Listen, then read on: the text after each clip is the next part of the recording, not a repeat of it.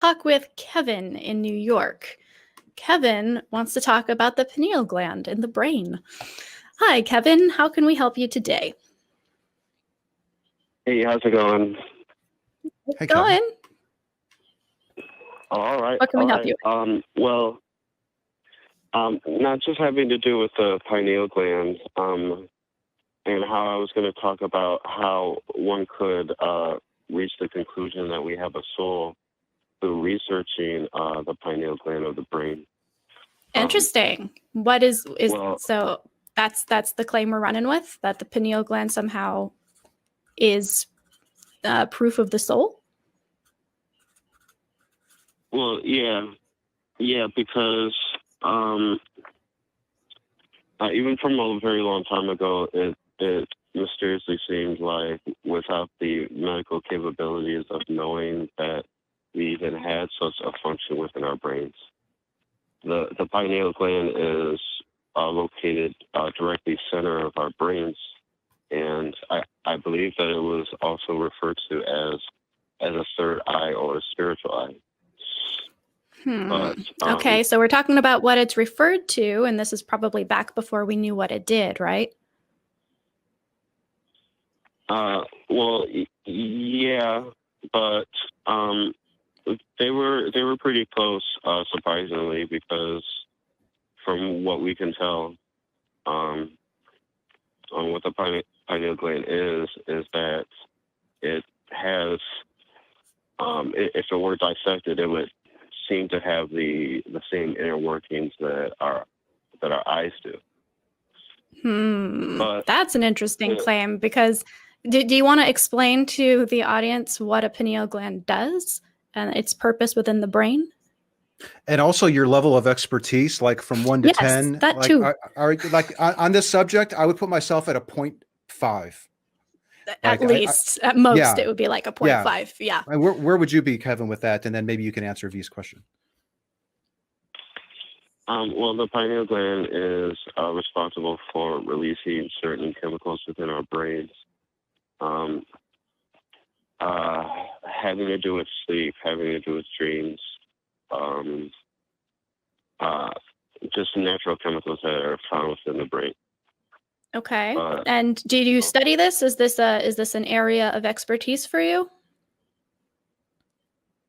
It's not an area of expertise, but I do believe that this leads to exactly what I was talking about, because, well, before I continue, I wanted to use an example, because where someone like a Christian like me who likes to think of scientific things, well, when you look at yourself in the mirror, you know that the person looking back at you isn't the accumulation of what you are.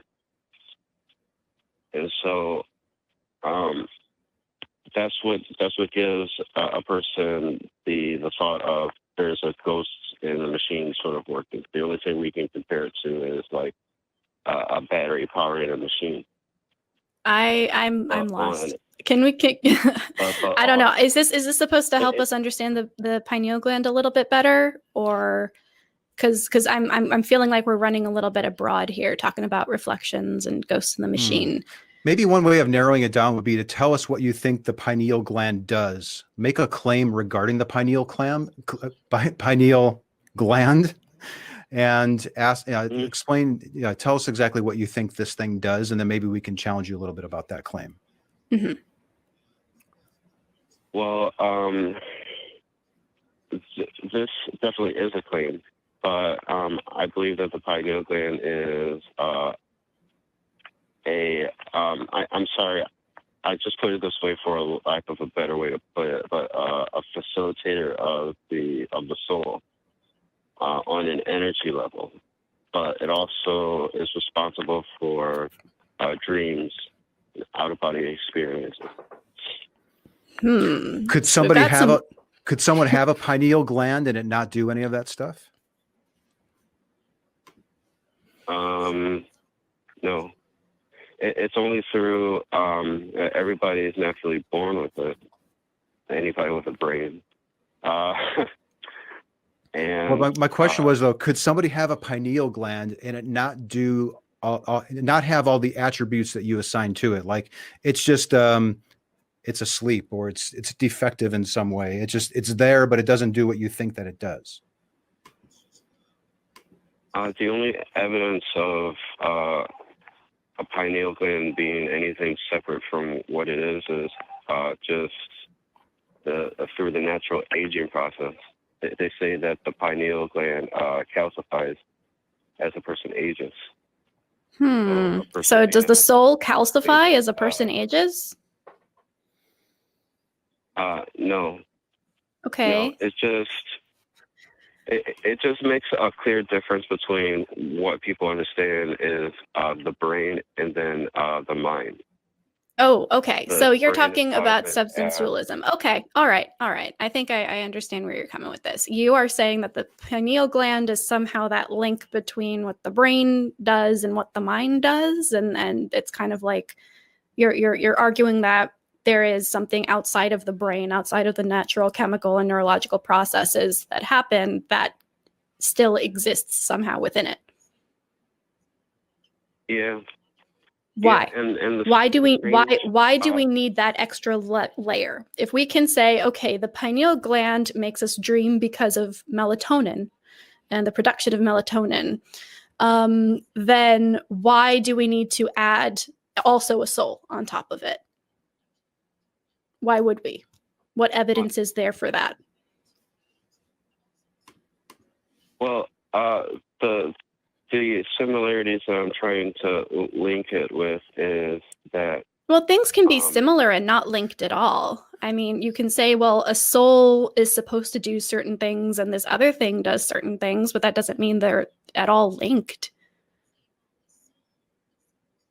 well, yeah, but Like you I can mean, say, I can get a hug and it'll make me warm and cozy, and I can curl up in a blanket and it will also make me warm and cozy, but the blanket is not the hug, right? That's just things that are similar. So is there anything outside of, well, the way we talk about what melatonin does is similar to the way we talk about what a soul sometimes might do?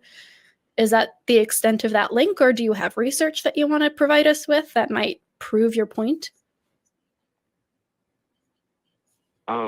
Well, just a little bit, but I mean, this is all according to what type of information people are looking into, because I'm coming from a point of view in this argument where there are energetic vibrational frequencies about our reality, and our soul is linked with that. All right. And Why do you believe that? Um, That seems like a pretty big presupposition to bring to the table. I won't agree with anything you say if you're building it off of that, because I don't have reason to believe that. So can we talk about that? Why do you think that there are energetic vibrational frequencies, and what are they? Well, just the fact that we see colors with our eyes. The crazy thing is that depending on which vibrational frequency it is right, light waves. It's right. It's almost like that's the decider of what is translated by your eyes and then the brain. Okay, so are you saying that because our eyes pick up certain kinds of waves, that means that there are other kinds of waves that our soul picks up? Or are you saying that our soul is the reason we can see color? Well, see, I don't have an answer for the first question you asked me. I'm gonna have to think about that. Yeah, because I think that, see, here's something that's really interesting is the reason that people who claim kind of woo sciencey things like, ooh, like I can like energy workers or chakra healers or anything along those lines. It's not, they don't get bought because people are dumb. right? They get bought because people are just smart enough to know when something sounds scientific and to know when they know a little bit of science. So if you know enough science to know the reason you can see color, then if someone takes that and then twists it a little bit to give you an example of something else that they're claiming, you can say in your brain, well, I mean, I know that this happens with color, so who am I to say it doesn't happen here too? This person sounds authoritative.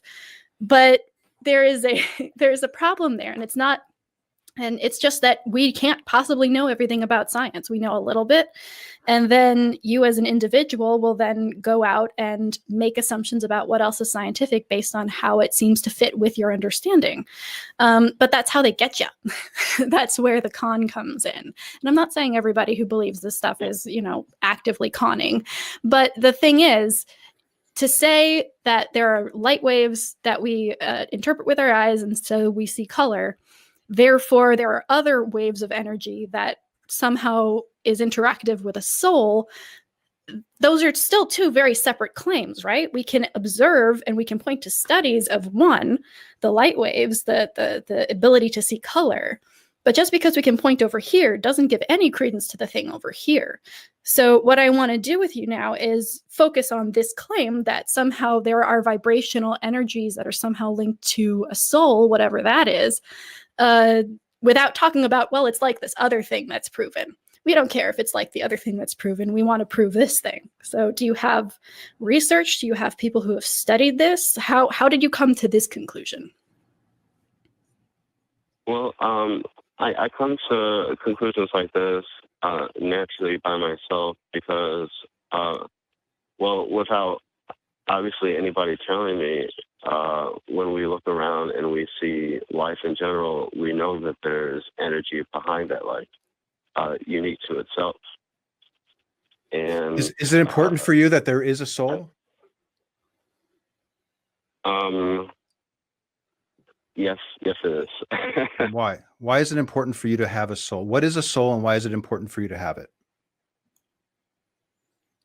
Well,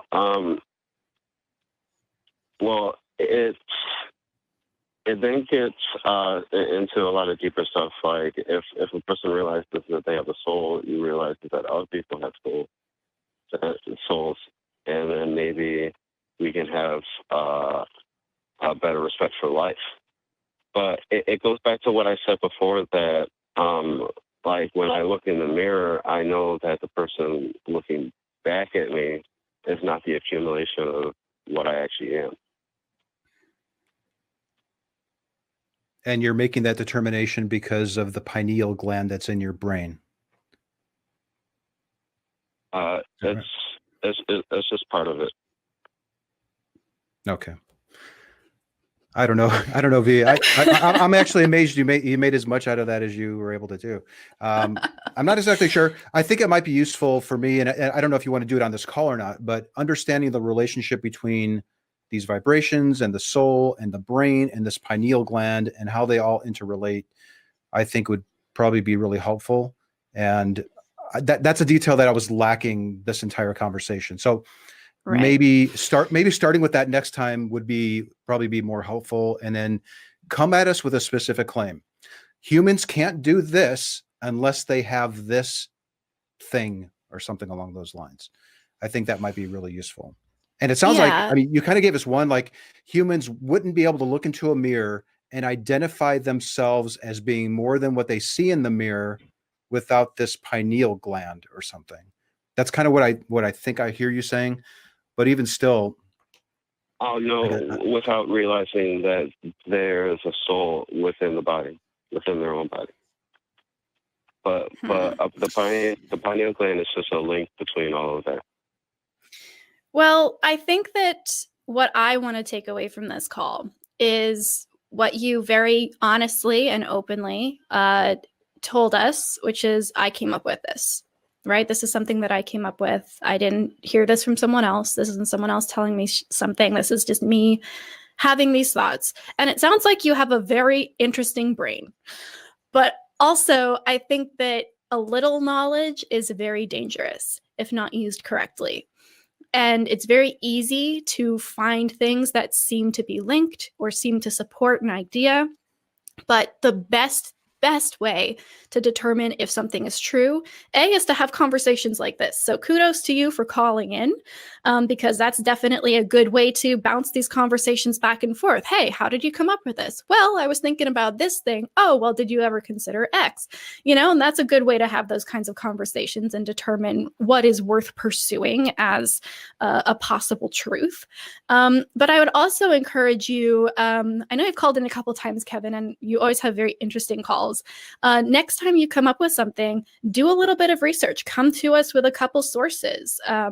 See if you can hone and kind of fine tune your claims a little bit so that we can really get into the meat of the subject and have a really good conversation with you next time. A schematic might be helpful as All well. right. Draw it out. How does this, what are you envisioning and how does it work? And then take us through your little drawing. Well, thank you. I mean, I appreciate the conversation. I mean, it's very respectful. It's a good debate. Thank you. All yeah. right. Thank you for calling. Yeah. Thanks for calling. Bye, Kevin. I'm sorry, V. I didn't really know what to really do with that other than try to figure out what the claim was and what exactly is the relationship of all these items, some of which seem to be real and some of which don't seem to be real. Right. It's kind of difficult to parse a sentence where pineal gland and soul are used with equal assuredness in said sentence. But yeah, Kevin's called a couple times. He's talked about Ouija boards. He's talked about the Star of Wormwood in Revelation. So he's had some interesting theories. So I think at this point, I'm able to come at his conversation worrying more about how he comes up with these things and is he doing research before coming on the show. But I really do appreciate your feedback there, because I do enjoy being able to pivot from methodology to motivation, right? And I think that we did both on that call. So we talked about why we were using a particular method and how we researched it, but also, do we care that there's a soul and why? And what motivation do you have for even coming up with this in the first place? So thank you so much.